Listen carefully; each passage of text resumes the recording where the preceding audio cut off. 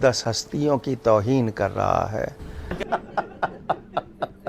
علی بھی سوال ہے، اگر نماز کی حالت میں زکام کی وجہ سے 3 بار سے زیادہ ناک پہنچنی پڑ جائے تو کیا نماز ٹوٹ جائے گی؟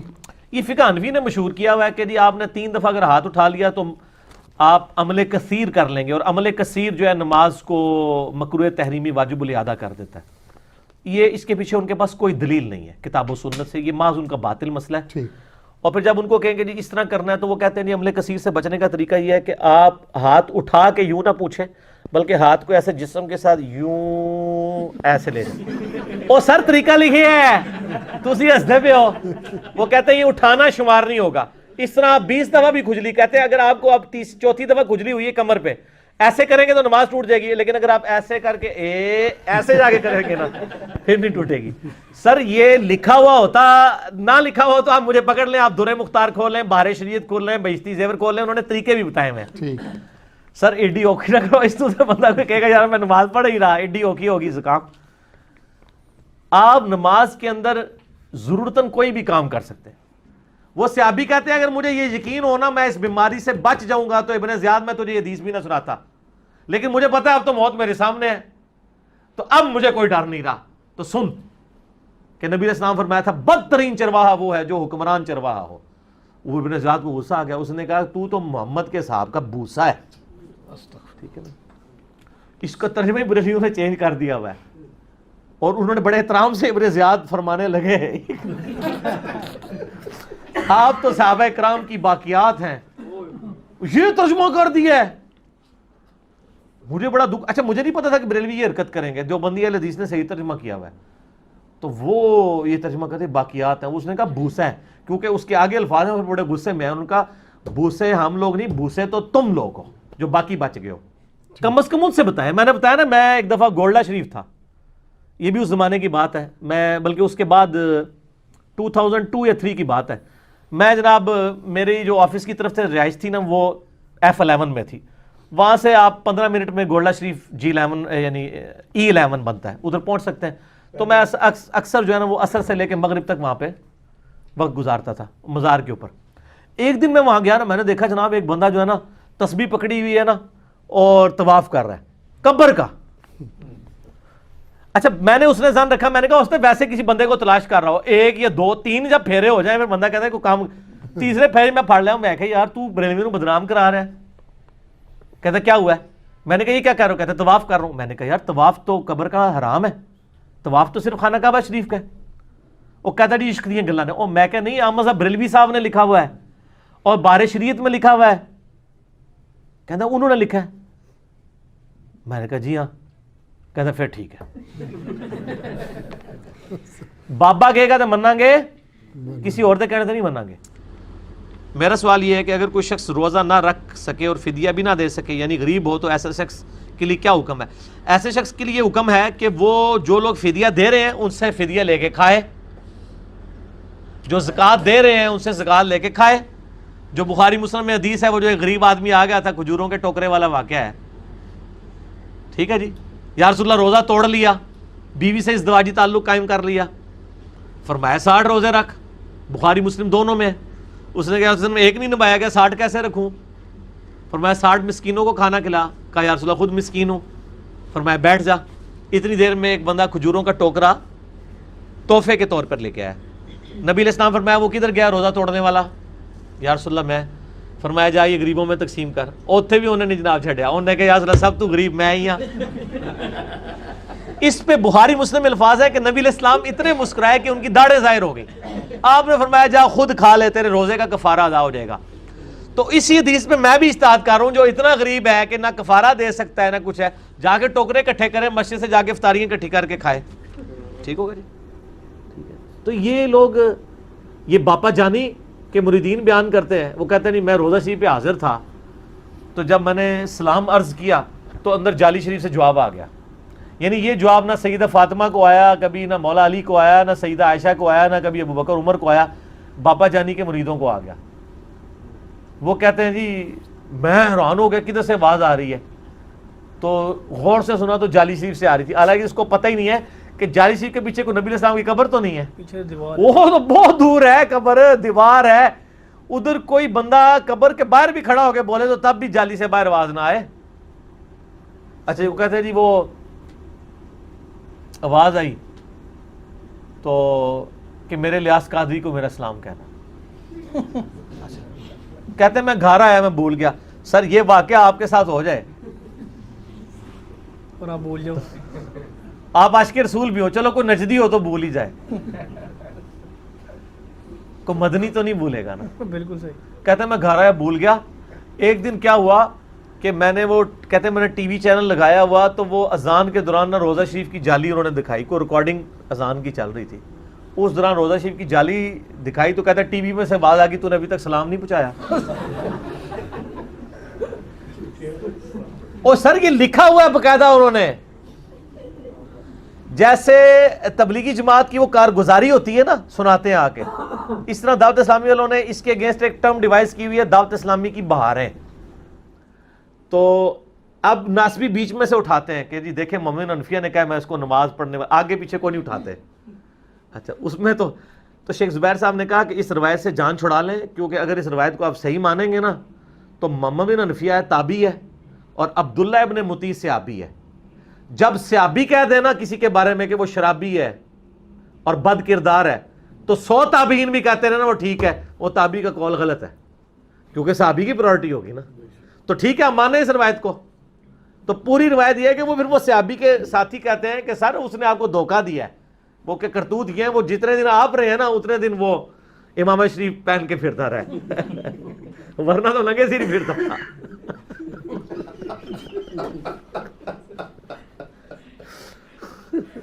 آپ کو دیکھ کے اس نے امامہ شریف باندھ کے نمازیں پڑھی ہے, ورنہ لگے سر پڑتا تھا پہلے.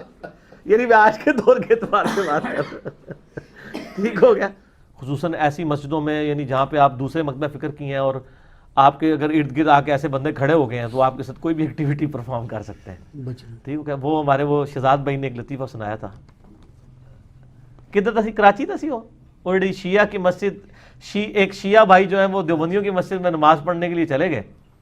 تو مسجد تھی وہ سٹانچ قسم کے دیوبندیوں کی نا. اب آپ کو پتہ ہے شیعہ رفع الیدین سے نماز پڑھتے ہیں اور ہاتھ چھوڑ کے, حنفی جو ہے بغیر رفع الیدین کے پڑھتے ہیں اور ہاتھ نیچے باندھ کے. اب جس شیعہ نے پہلے نہ دیکھا ہو کہ حنفی کس طرح نماز پڑھتے ہیں تو وہ کہے گا یار یہ کس طریقے سے نماز پڑھ رہا ہے, اور جس حنفی نے نہ دیکھا ہو شیعہ کس طریقے سے نماز پڑھتے ہیں تو وہ کہے گا یار یہ کس طریقے سے نماز پڑھ رہا ہے. تو وہ بندہ جب نماز پڑھ کے فارغ ہوا تو اس کو 5-6 وہ داڑیوں والے بڑے بڑے پرنوں والوں نے گھیر لیا اور کہا جی یہ تو کس طرح نماز پڑھ رہا ہے. کہتا ہے میں بھی تو پوچھنے لگا سر تسی کس طریقے سے نماز پڑھ رہے ہو. کہتا میں بھی آپ سے یہی سوال کرنے لگا تھا کہ تسی کہڑے طریقے سے نماز پڑھی ہے. ٹھیک ہے. تو جس طرح آپ سوچ رہے ہیں کسی کے بارے میں تو سر آپ کے بارے میں بھی لوگ یہی کچھ سوچ رہے ہیں. یعنی پیغمبر مبعوث ہوا ہے اور اسے کپڑوں کی پاکیزگی کا حکم دیا جا رہا ہے, اور صوفیاء کے ہاں جس نے سب سے زیادہ گندے کپڑے پہنے وہ اتنا بڑا بزرگ ہوتا ہے. Point to be noted. ہاں آپ تصوف کی کتابیں پڑھ کے دیکھیں سر, یہ تذکرۃ الاولیاء جو ایک سمجھ لیں مدر بک ہے تصوف کی, شیخ فرید الدین عطار المتوفی 632 ہجری, جس کے حوالے فضائل اعمال, فضائل صدقات, فضائل سنت, یہ سارے بزرگ بابوں کی کتابوں میں ملیں گے, جن سے اب طارق جمیل صاحب نے بھی اعلان برات کر دی ہے اللہ کے فضل سے. وہ سارے واقعات ادھر سے ہی چھاپے مارے ہوئے ہیں.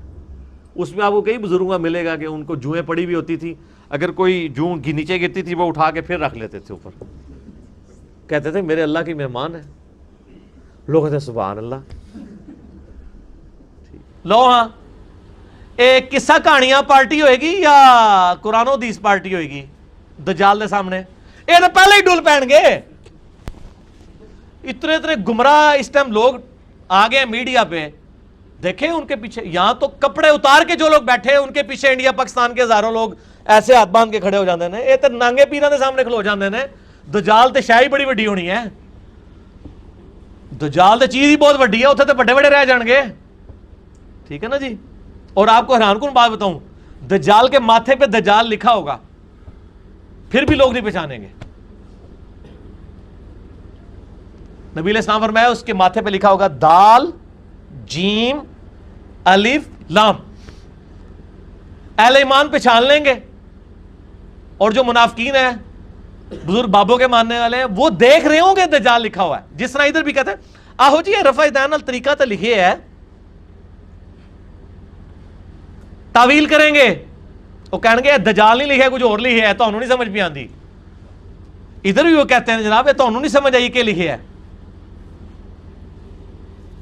मैं आपको शुगल की बात बताऊं वो जो बगैर रफुल यदैन वाली हदीस है ना सुनन अबी दाऊद में मेरे पास एक बरेलवी आलिम दीन आए वो कहते हैं नहीं हमारी हदीस भी है तिरमिज़ी अबू दाऊद में मैं कहा इमाम तिरमिज़ी ने लिखा है अब्दुल्ला इब्न मुबारक कहते हैं हदीस सही नहीं है 256 के अंडर और अबू दाऊद ने भी लिखा है सही नहीं है मिशकात वाले ने भी अबू दाऊद के अल्फाज नकल किए हैं वलैसा बिसहीहिन अला हाज़ल माना कहते हैं जी किधर लिखा है मैंने अबू दाऊद बरेलवियों का तर्जमा खोल के दिखाया कि लिखा हुआ है कि ये बगैर रफुल यदैन वाली हदीस सही नहीं है अब्दुल्ला इब्न मसूद वाली वो कहता है ये तो लिखा हुआ है सही नहीं है ये तो नहीं लिखा कि गलत है ए वही है ए दजाल दा जीम अलिफ लाम लिखा हुआ है ये दजाल तो नहीं लिखा हुआ तुसी लग कहंदे हो दजाल लिखा हुआ है वो नहीं मानणगे तो सर ये तरीका वारदात होता है ये मुफ्ती मुनीबुर रहमान हाफिज़हुल्लाह ताला जो पिछले 20 साल से रूयत हलाल कमेटी के चेयरमैन है उनके ऊपर मेरा एक यूट्यूब पे क्लिप भी है मुफ्ती मुनीबुर रहमान का इमाम काबा पर फतवा लाखों लोगों ने यूट्यूब पे देखा है उनसे जियो के एंटरटेनमेंट चैनल के ऊपर किसी ने सवाल पूछा कि इमाम काबा के पीछे नमाज हो जाती है सर ये कोई 4 ऑर्डर डिफरेंशियल इक्वेशन तो उसने आपसे नहीं पूछी थी या उसने ये तो नहीं पूछा था कि जमीन का सरकमफ्रेंस कितना है कि आप सोच में पड़ गए उन्होंने जवाब तो यही देना चाहिए था कि हो जाती है नहीं होती लेकिन उन्होंने वही काम किया जू मानी जुमला बोल दे उनका अगर आपका दिल मानता है तो पढ़ ले अगर दिल नहीं मानता तो ना पढ़े आए सदके जावा लेकिन सर इसकी इंजीनियरिंग मैं करता हूं ये कितनी मार्फत वाला जुमला उन्होंने बोला है इसके अंदर क्या क़यामत मुज़मिर है इसका जवाब ये होना चाहिए था कि हो जाती है नमाज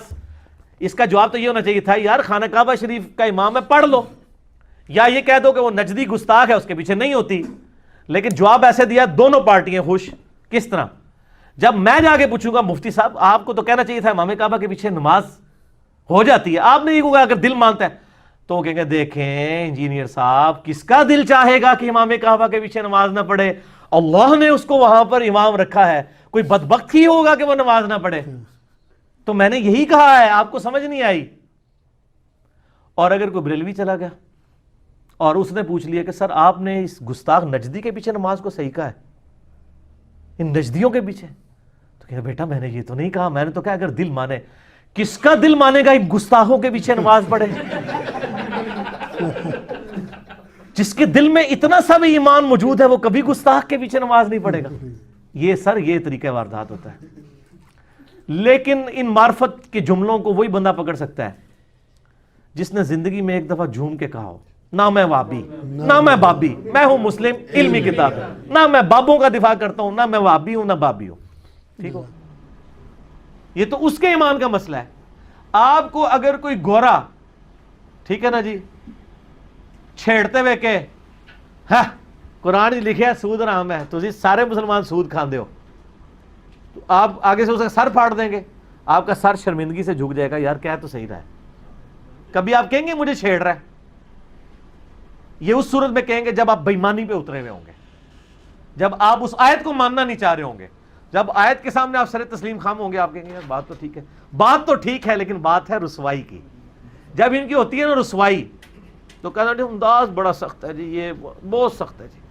अंदाज सख्त है अल्लाह से बोलो खुद बुखारी पढ़ के अपनी इस्लाह कर लो मैंने तो बताया ये हदीस में लिखा है ये इसी तरीके से है कि एक बंदा आपको कहे कि सर सूरह बकरा की आयत नंबर 279 में लिखा है आपको पता है 279 में लिखा है जो सूद खाए अल्लाह रसूल की उसके जंग है तो आप कहेंगे ये जो थोड़ी सी आवाज तेरी ऊंची हो गई है तो तू बदतमीजी से बोला ना मैं नहीं शायद को मानता ये कहेंगे आप क्यों आप उसको तो कह सकते हैं मैं तेरे अंदाज को नहीं मानता बात को आप फेंक सकते हैं बात सच्चाई की ठीक है ये आपकी छेड़ हम आपको छेड़ रहे होते हैं आप भी कहते हैं ना उन पता लगा बच्चू जी कि ऐसी क्यों नहीं नमाज पढ़ दे वो नजदी है गुस्ताखे रसूल है इमाम काबा इसलिए नमाज नहीं पढ़ते हम कहते हैं ये आशित भाई इसमें उन्होंने चिश्ती रसूलुल्लाह लिखा है तो इनके पीछे नमाज हो जाती है कहते हैं मैं छेड़ता है देखा ओ ये छेड़ तो सीखी आपसे थी हाँ अगर मैं आपको ऐसी बात के ऊपर छेड़ूं कि जो बात आपकी नहीं है फिर आप मुझसे गिला शिकवा करें हम आपके उसूल और मुबादी पे आप ही को गलत कहते हैं पहलवान को आप उसके जोर पे ही गिराते हैं जो बंदी कहते हैं बरेलवियों से हमारा इख्तलाफ है ये कब्र परस्त है मैंने एक पंफलेट लिखा कि आपके सारे बुजुर्ग बड़े बड़े कासिम नौतवी इशरी थानवी वो सारे कब्रों से मांगते थे कहते हैं हमें छेड़ता है تو آپ بریلویوں کو چھیڑتے رہے ہیں کہ قبروں سے مانگنا شرک ہے. وہی شرک جب ہم نے آپ کی کتابیں دکھایا کہتے ہیں ہمیں چھیڑتا ہے. Point to be noted. بالکل صحیح. ٹھیک ہے, وہ اس لیے وہ کہتے ہیں نہیں انہی کو ہماروں نے کیا تو پردہ ڈالو. سمجھ آئی؟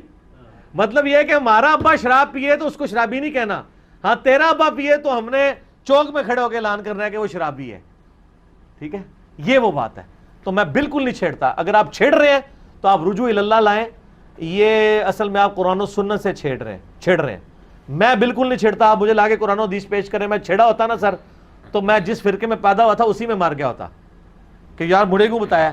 میں تو آئے دن جو سچ بات پتہ چلتی ہے نہ صرف خود قبول کرتا ہوں بلکہ آپ کو بھی بتاتا ہوں کہ یار اس میں یہ مسئلہ ایسا تھا, ایسے ہے, اب آپ دیکھ لیں. آپ پاس کو نئی بات ہے لے آئیں. بے شک تسی چنگے لا کے بھی نا ایسے منہ بنا کے بھی کون انجینئر تو وہ فلانے لیکچر کیا سی نا دیکھ قرآن ہی چاہے نکلے تیرے خلاف ہوں دس, تو میں کہوں گا سر وہ غلط سی میں مننا. ٹھیک ہے, میں تو اپنا رجوع ریکارڈ کرا دوں گا. کئی معاملات میں رجوع ریکارڈ کرایا, اب بھی کروں گا.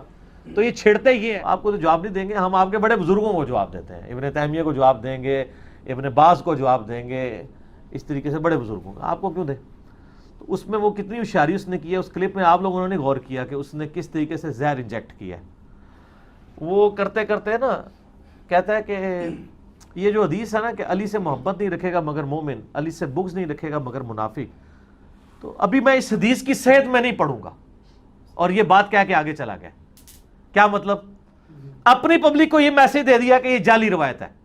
کیونکہ جب آپ میں اس کی صحت میں نہیں پڑھتا, مراد یہ کہ میں اسے صحیح نہیں مانتا, صحیح مانوں تھا. اچھا, اور آپ لوگوں کو کیا میسج دے دیا کہ اگر ہمیں اس کی دونس لگاؤ گے تو ہم نہیں روایت کو مانتے. ٹھیک ہے, اچھا اب اگر ایک ٹکٹ میں کتنے مزے کر رہے ہیں, کل کو کوئی اعتراض کرے گا نا کہ یہ سر آپ نے یہ کیا کہہ دیا میں اس کی صحت میں نہیں پڑھتا, تو آپ اس حدیث کو صحیح نہیں مانتے. وہ کہے گا میں نے یہ کہا ہے کہ میں صحیح نہیں مانتا. دیکھا علماء ماموں کیسے بناتے ہیں, میرا ایک کلپ ہے اس میں نے اس طرح کی کئی مثالیں دیوبندی بریلویوں کی بتائی ہے. اہل حدیث بھی ماموں بناتے ہیں. یہ تو ماموں والے ہیں نا, تو ماموں کیوں نہ بنائیں. ہاں ظاہر ہے, تو ماموں کرتے ہیں. تو یہ ماموں والوں نے بھی نا میں اس کی صحت میں نہیں پڑھتا. کیا مطلب؟ اب کوئی آگے پوچھے گا سر آپ نے ضعیف کہہ دیا, ہوگا میں نے ضعیف تو کوئی نہیں کہا. اور اگر کوئی آگے کہے گا یار یہ حدیث واقعی صحیح ہے, مسلم شریف کی 240 علی سے محبت نہیں رکھے گا مگر مومن, علی سے بغض نہیں رکھے گا مگر منافق, تو اس کو کہیں گے نہیں یہ صحیح نہیں ہے یار, یہ حدیث یہ گھڑی ہوئی حدیث ہے.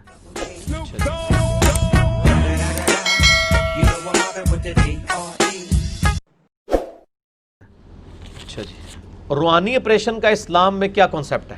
یہ اسلام میں کانسیپٹ انجینئر صاحب سے پہلے ہوتا تھا, اب ختم ہو گیا.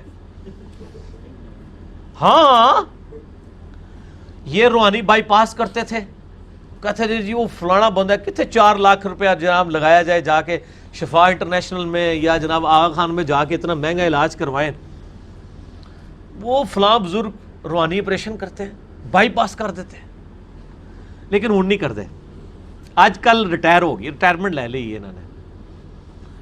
وہ دی وجہ میں ہی ہاں. ہر مسئلے کے پیچھے ایک ہی مسئلہ ہے, اس لیے کہ میں نے ان کو کہا کہ بائی پاس تو بہت بڑا آپریشن ہے. ایک چھوٹا سا آپریشن ہے ختنے کا.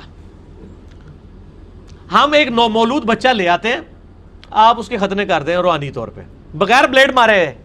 ہاں جو بندہ بائی پاس کر لینا ہے, جہدے پیچھے اللہ کے بندوں گرائنڈر چلانا پڑتا ہے, ٹھیک ہے جی, کتنے ڈاکٹر ملتے ہیں, 5-6 گھنٹے کا وہ صبر آزما آپریشن ہوتا ہے, جو وہ آپریشن روحانی طور پہ کر رہا ہے. ختنہ تو اتنا کام ہے, خطرے چونکہ نظر آ جانے اس لیے پتہ چل جانا ہے کہ جھوٹ مار رہے ہیں. اسی لیے میں کہتا ہوں نا آج کل کوئی بزرگ کرامت نہیں تو دکھائے گا, کیونکہ وہ تو سارے میڈیا والے پہنچ جائیں گے. پرانوں کی جھوٹی اس لیے چل رہی ہے کہ وہ ہے ہی کوئی نہیں تھی. اب بزرگوں نے ختنے اپنا روحانی آپریشن چھوڑ دیے ہیں, کیونکہ لوگ جدھر بھی آؤ گے نا کہا کہ یار وہ انجینئر کیا ہے ختنے, انہوں پوچھنے یار ختنے کر دیں گا, تو نہیں خطرے نہیں ہوں گے. جو خطرے نہیں کر سکتا وہ بائی پاس کہاں سے کر سکتا. اچھا میں آپ کو اپنے آفس کا ایک واقعہ سناؤں. میرے آفس میں ایک کلیگ ہے, میرے ساتھ اسسٹنٹ کے طور پہ بھی وہ یعنی رہے ہیں, الیکٹرانکس انجینئر ہیں وہ. ان کے ابو کو نا دل کا عارضہ ہو گیا, تھوڑی دیر چلتے تھے سانس چڑھ جاتا تھا. ڈاکٹروں کو دکھایا, انہوں نے کہا جناب بائی پاس کروائیں. وہی ہوتا ہے نا, ہمارے تو گوروں میں تو بڑی ایجوکیشن ہے, وہ ریگولر چیک اپ اپنا کرواتے ہیں. یہاں لوگ کہتے ہیں یار جوانی جی ہارٹ فیل ہو گیا, وہ اس واسطے ہوتا ہے, گورا تو نہیں جوانی جی ہارٹ فیل ہوتا, وہ ریگولر چیک اپ کرواتے ہیں, وہ اپنی چیزوں کو دیکھتے ہیں. کولیسٹرول تو نہیں بڑھ رہا, اتنے کہہ رہے یار خیر ہے کچھ نہیں ہوتا, ایک دن ہی پکانے جو باہر نکل جاتی ہے. یہ اللہ تعالیٰ نے سکھائی ہیں چیزیں. دیکھیں تعاون کا مرض جو ہے وہ میڈیکل سائنس نے دنیا سے ختم کیا ہے نا, اللہ نے یہ ایکوائرڈ نالج لوگوں کو دیا ہے نا. آج پولیو ختم ہوا ہے تو اس ایکوائرڈ نالج کی وجہ سے ہے نا. اچھا وہ دوست کے ابو کو جناب ہو گئی, انہوں نے کہا جی یہ تو بالکل قریب ہے, آپ بائی پاس فوراً کروائیں. اس نے جناب ڈاکٹر سے ٹائم لے لیا, 2-3 ڈاکٹروں سے ایکسپرٹ اوپینین لیا, سب نے کہا جی بائی پاس ہوگا, اوپن ہارٹ سرجری ہوگی. اور جناب وہ شام کے وقت کوئی دوست ملا, انہوں نے کہ اللہ تو بندو کیڑے چکرے پہ رہے ہو, انہیں جناب یوٹیوب دے ہوتے ابا جان نا ویڈیو دکھاتی. اب یوٹیوب پہ جو بائی پاس کی ویڈیو دیکھ لے اس پہ تو گرائنڈر چلتا ہے, یہ پسلیاں توڑی جاتی ہیں, اور کنے آپریشن کرانا ہے ویڈیو دیکھ کے, وہ یار ہے کچھ ہونا ہے میرے نال. انہوں نے کہا بھائی میں نہیں یہ کرانا آپریشن, ڈر گئے. اچھا اس نے کہا جی وہ فلانی جگہ ایک بابا جی نے روحانی آپریشن کر دینے. وہ میرے پاس آفس میں آیا, کہتا ہے یار میں ابا کو کس طرح سمجھاؤں کہ یار یہ روحانی آپریشن کس طرح اس طرح بائی پاس ہو سکتا ہے, کدھر ایکسپائر ہو جائے گا, میرے متھے لگ جائے گا میرا ابا اپنا. تو یہ تو کہہ رہے ہیں انہوں تو بکنگ کرا لی ہے, اور وہ باولپور والی سائڈ پہ 12-14 گھنٹے کی وہ گاڑی پہ انہوں نے بکنگ کرائی, جانا آنا. اور وہ مجھے کہہ رہا تھا مجھے ایک دن کی چھٹی آپ دے دیں, تو میں نے جانا ہے ابو کے ساتھ. میں نے کہا یار اس بابے نو کہیں کہ تو ختنے کر سکنا, ختنے کر کے بتا دے. کہتا مجھے تو پتا یہ سب فراڈ ہے. اچھا جی ویسے وہ ابا بھی بڑا سیانا سی, بڑا سمجھدار تھے اس کے ابو. وہ ادھر گئے, انہوں نے کہا کہ میں جڑا نا پیسے دیاں گا تنوں آپریشن دے, لیکن پہلے میں چیک کرنا ہے کہ واقعی بائی پاس ہو گیا کہ نہیں. انہوں نے کہا یہ کہڑا سیانا آ گیا ہے چیک کرنے والا. انہوں نے کہا مسئلہ یہ ہے کہ پہلے میں 10 منٹ کی واک کرتا ہوں نا مجھے سانس چڑھ جاتا ہے, کیونکہ میرے وہ وال بند ہوئے میں, یہ ہے انڈیکیٹر. تو میرا آپریشن کر, تو اس میں 10 منٹ دی واک کراں گا, جس سا نہ چڑھیا تو میرا آپریشن ہو گیا. اے گھوڑا تے اے مدان گل تو صحیح ہے نا. تو تہاڈا کیا خیال ہے سا نہیں سی چڑھنا, 5 منٹ بعد ہی سا چڑھ گیا جناب. تو ان کے ساتھ منہ ماری کر کے وہ واپس آئے, پھر انہوں نے آپریشن کرا لیا. اب الحمدللہ وہ خیریت سے ہیں, شکر ہے بھائی. انہوں نے پوری کوشش کی تھی, تو انہوں نے کہا میں آپ چیک کراں گا, ڈاکٹر کو نہیں چیک کرانا. میں تو سانس چڑھتا ہے 10 منٹ بعد, 10 منٹ بعد اس کو سانس چڑھ جاتا تھا وال کا. اس نے کہا ہوں نہ چڑھا تھا, مطلب میں ٹھیک ہو گیا. ٹھیک ہو گیا نا. تو یہ ختنے کیا کریں روحانی آپریشن. اچھا جی ہوں نہیں ہوئے گا انشاءاللہ. جیسے وہ آپ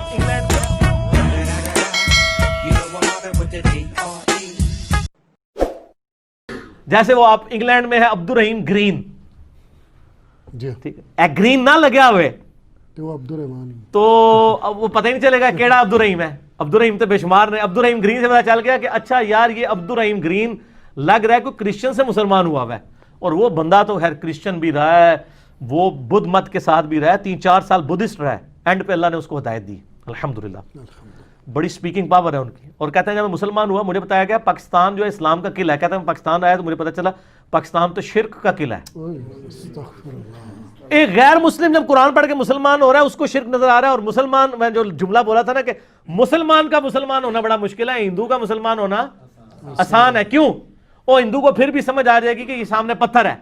مسلمان کو پوری زندگی بتاتے رہے کہ جو سامنے قبر میں ہے یہ چلا گیا, یہ کچھ نہیں کرے گا. وہ کہتا نہیں اندر جا کے طاقتیں ود جاندیاں نے,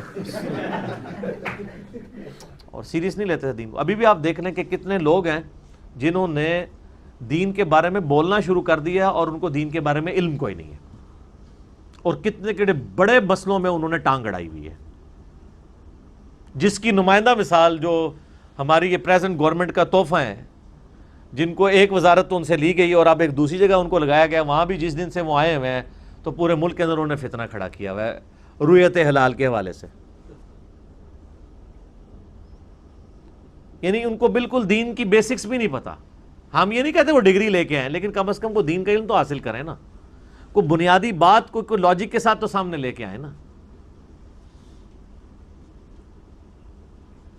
اور دوسری طرف یہ ان لوگوں کی طرف سے کبھی یہ اناؤنسمنٹ ہو رہی ہوتی ہے جی مدرسے ہم جناب گورنمنٹ کے انڈر لے رہے ہیں. اور جو پاکستان کی گورنمنٹ پی آئی اے کو, ریلوے کو پرائیویٹائز کرنے کا سوچ رہی ہے کہ یہ ہم سے نقصان میں جا رہے ہیں, وہ ہزاروں مدرسے اگر لے لیں گے تو ان بچوں کو بھوکا مارنا ہے. جو اتنی بڑی دنیا کی این جی اوز یہ چل رہی ہیں, لاکھوں بچے ان مدرسوں میں پڑھ رہے ہیں اور لاکھوں بچے روٹی کھا رہے ہیں.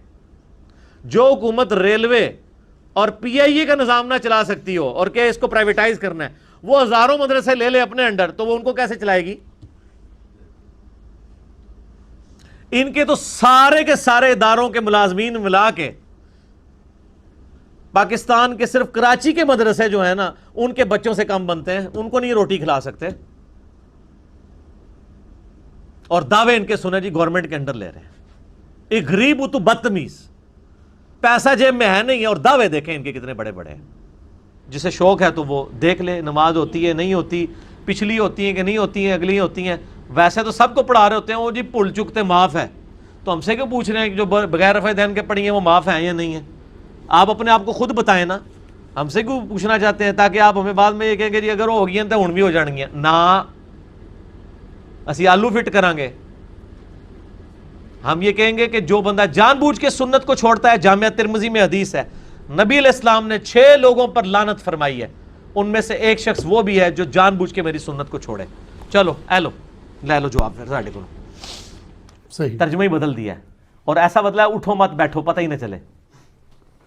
یہ طریقہ واردات ہوتا ہے نا. جیسے بارش شریف میں لکھا ہے قبروں کا طواف تعظیمی حرام ہے, البتہ اگر برکت کے لیے گردے مزار پھیرے تو حرج نہیں. ہوں کہڑے پاسے جائے بندہ, ایک عام آدمی پوچھ لے کہ یار آپ نے جو ہے وہ لکھ دیا ہے جی گردے مزار برکت کے لیے پھیلا جا سکتا ہے, تو اس کو کیا جواب دیں گے؟ اس کو کہیں یار پیچھے پڑھو نا, میں لکھا نا طواف تعظیمی حرام ہے. الزام لگا رہے علماء ہوتے. اور کوئی طواف والا آ جائے کہ آپ نے لکھا جی طواف تعظیمی حرام ہے قبر کا, کہیں گے سر آگے بھی پڑھو نا کہ گردے مزار اگر برکت کے لیے پھرے تو ٹھیک ہے, اٹھو مت بیٹھو. یہی کام المحند المفند میں انہوں نے کیا ہے. وہ کہتے ہیں رہا بزرگان دین کی قبروں اور سینوں سے فیض حاصل کرنا. اب سینے سے پتہ نہیں ٹیکا لگا کے فیض نکالتے ہیں, ٹھیک ہے, کیونکہ اگر ان کی تعلیمات سے حاصل کرنا ہے وہ تو زبان سے بولیں گے تو حاصل ہوگا نا, سینے سے کیسے کوئی چیز نکالی جاتی ہے؟ ٹھیک ہے, میں اس پہ لفظ نہیں بولنا چاہتا, مطلب وہ کوئی انہوں نے دودھ تو نہیں پلانا, ٹھیک ہے. سینے سے فیض کیسے حاصل کریں گے؟ سینے سے مراد یہ ہے کہ وہ جب جفی ڈالیں گے اور سارا علم ٹرانسفر کر دیں گے, وہ یہ کہنا چاہ رہے ہوتے ہیں. تو لکھا ہے کہ رہا قبروں اور سینوں سے فیض, تو ہم اس کو جائز سمجھتے ہیں مگر خواص کے طریقے سے, اس طریقے سے نہیں جس طرح عام بندے کرتے ہیں. کتنی بڑی انجینئرنگ کرنے کی کوشش کی ہے, لیکن سر تسی انجینئر تو ہے نہیں ہو, تسی انجینئرنگ کر ہی نہیں سکتے. تواڈے نال انجینئرنگ ہوئے گی انشاءاللہ تعالی 22 نمبر مرتبان دے ذریعے. احمد دیوا تہاڈا شراب بھی سنا دینا ہے 22 نمبر مرتبان والا. اچھا, تو یہ کس طرح کہ جب کوئی شخص جائے گا اور کہے گا جی آپ نے کیا لکھ دیا قبروں سے فیض, یہ تو بریلویوں والا کام ہے, وہ کہیں گے سر آپ دیکھیں ہم نے لکھا ہے کہ عام طریقے سے جو ہو رہا ہے نا وہ غلط, ہم بھی اس کو کہتے ہیں. یہ خاص طریقے سے, خاص طریقہ کیڑا ہے وہ میں پھر دسیا ہے. میں نے ریسرچ پیپر نمبر 6 لکھا ہے کہ اشرف تھانوی صاحب کے ایک پیر بھائی تھے, وہ ان کی قبر کے اوپر اشرف تھانوی صاحب کہتے ہیں جا کے کہتے تھے, اور قبر سے ان کو روزانہ ایک روٹی مل جایا کرتی تھی. میں نے سارے واقعات پھر لکھے ہیں, یہ نہیں بتاتے تھے, ہم نے کہا آپ کے خواص کے طریقے کے آپ کو خواص بتا دیتے ہیں. ریسرچ پیپر نمبر 6 پڑھ لیں کہ آپ کے بزرگ بھی اسی طریقے سے فیض حاصل کرتے تھے جس طرح عوام کرتی ہے. اچھا, تو اس میں وہ ایک یہ بھی لکھا ہے کہ قاسم نوتوی صاحب جب کسی قبر پہ جاتے اور کوئی نہ دیکھ رہا تھا تو کہتے ہیں کہ اس بزرگوں کو, قبر والے کو مخاطب کر کہتے ہیں حضور ہمارے لیے دعا کریں. سر یہ جو آپ کہہ رہے تھے نا اس وقت ایک بندے نے دیکھ لیا تھا, اس نے کتاب میں بھی لکھ دیا ہے, آپ کی ایک اس نے خفیہ ویڈیو بنا لی تھی. یہ پھر اس نے ہی لکھا ہے جس نے دیکھا ہے کہ جب کوئی نہ دیکھ رہا ہوتا, انہوں نے کہا میرا بندہ دیکھ رہا ہے, اور ان کو پتہ نہیں لکھ دینا ہے باقی ساڑھے گاٹے فٹ ہو جانا ہے, انجینئرنگ ہو جانی ہے. سر یہ ریسرچ پیپر نمبر 6 ہے, قبروں سے فیض کے عقیدے کا تحقیقی جائزہ, اہل سنت پاک.com سے ڈاؤن لوڈ کر کے پڑھیں. تو جب کوئی کہہ دے کہ جناب یہ آپ نے کیا لکھ دیا, وہ کہیں گے جی ہم نے تو لکھا نا خواص کے طریقے سے, یہ تو بریلوی تو مشرک ہیں, یہ جو کرتے ہیں غلط ہے, ہم نہیں اس کو مانتے. میں نے اس میں بتایا کہ انہوں نے لکھا ہے کہ قاسم نوتوی صاحب نے 6 سال کے بعد مرنے کے قبر سے نکل کے دیوبند مدرسے میں آ کے 2 مولویوں کی صلح کرا کے دوبارہ قبر میں چلے گئے. جی یہ خواص کا طریقہ ہے سر, یہ عام آدمی تو سوچ بھی نہیں سکتا. یہ خواص کا طریقہ بھی انہوں نے لکھا ہے. عام او خواص کا طریقہ عوام سے بھی زیادہ بدتر ہے. ٹھیک ہو گیا. تو اب اس زمانے کے اندر بعض اوقات یہ مشکل ہو جاتا ہے میرے جیسے لوگوں کے لیے, تو حالات و واقعات اتنے سازگار نہیں ہے کہ میں فجر کی نماز پڑھ کے مسجد میں بیٹھا رہوں. اکثر علماء کو خطرہ ہو جاتا ہے پتہ نہیں مسجد پہ کوئی قبضے کا پروگرام تو نہیں بن گیا, تو ہم پھر گھر ہی آ جاتے ہیں اور 3 دفعہ پڑھ لیتے ہیں سبحان اللہ وبحمدہ عدد خلقہ ورضا نفسہ وزنۃ عرشہ ومداد کلماتہ, تو اس سے زیادہ ثواب مل بھی جاتا ہے. ہمارے جیسے جو سہل پسند لوگ ہیں ان کے لیے بھی تو ثانی موجود ہے نا. تو جو ان کی مساجد ہوتی ہیں نا وہاں پہ انہوں نے مساجد ہی لکھا ہوتا ہے. اور مزے کی آپ کو بتاؤں بات میں نے کہی, شیعہ کی مساجد کے باہر آیت لکھی ہے وَأَنَّ الْمَسَاجِدَ لِلَّهِ فَلَا تَدْعُوا مَعَ اللَّهِ أَحَدًا, مسجدیں خاص اللہ کے لیے, اللہ کے ساتھ کسی کو نہ پکارو. ٹھیک ہے, اس لیے میرا جب انہوں نے کسی اور کو پکارنا ہوتا ہے امام بارگاہ میں آ جاتے ہیں. وہ ساتھ ہی بنائی ہے نا, یہ سارے وہ جو تابوت اور جھنڈے اور یہ ساری بدعات انہوں نے وہ امام بارگاہوں کے اندر رکھی ہوئی ہوتی ہیں. اچھا یہ دیکھ لیں, ان کو پتا ہے کہ مسجد میں یہ کام نہیں ڈالنا. مسجد کا ایک روب بھی ہے سر. میں نے آپ کو بتایا ہمارے فیصل آباد سے ایک بھائی آئے تو وہ چینج کیسے ہوئے, اب تو ماشاءاللہ وہ دائی بنے ہوئے صحیح, چلتی پھرتی 302 ہیں وہ شیطان کے لیے. تو وہ کہتے ہیں کہ جی میں ایک پیر صاحب کے ساتھ اٹیچ تھا, تو ہم ہر سال پیر صاحب کے یعنی وہ پروگرام کراتے تھے قوالی کا. تو اور وہ قوالی کا پروگرام مسجد کے باہر کوئی بار گراؤنڈ تھا ایک, اس میں کرواتے تھے. کہتے ہیں ایک دفعہ ایسا ہوا کہ ہم نے ٹینٹ وغیرہ لگائے ہوئے اور دیگیں بھی ساری تیار کی ہوئی, اچانک اتنی تیز بارش آئی اور آندھی کہ وہ ٹینٹ اکھڑ گئے اور سارے کے سارا وہاں پہ کیچڑ اکٹھا ہو گیا. تو بارش رکنے کا نام نہیں لے رہی اور پروگرام بھی کرانا ہے. تو کہتے ہیں میں پیر صاحب کے پاس گیا, میں نے کہا جی مسئلہ ہے کہ باہر تو اب حالات ہی کوئی نہیں ہے, تو میں مسجد کے خادم سے نا وہ چابی لے آتا ہوں تو ہم پروگرام اندر شفٹ کر لیتے ہیں. وہ کہتے ہیں نہیں یار اندر نہیں کرنا. تو انہوں نے کہا, میں نے ان کو کہا کہ یہ تو اتنا نیکی کا کام ہے قوالی کرنا, تو مسجد سے تو بہتر کوئی جگہ ہی نہیں ہے کہ وہاں پہ کوئی نیکی کا کام تو اگر کرنا ہے تو مسجد میں. انہوں نے کہا نہیں یار مسجد نہیں, یہ ٹول ٹمکا لے کے جانا. یہ بات ان کو کلک کر گئی کہ یار جو نیکی کا کام ہم مسجد میں نہیں کر پا رہے تو وہ نیکی کا کام کہاں سے ہوگا. ادھر سے ان کی وہ گھیرا دماغ کی کھلی, اور آج وہ اللہ کا شکر ہے کہ جھوم جھوم کے کہہ رہے ہیں کہ نہ میں وابی نہ میں بابی, میں ہوں مسلم علمی کتابی. تو بعض اوقات کسی کو کوئی بات کلک کر جاتی ہے.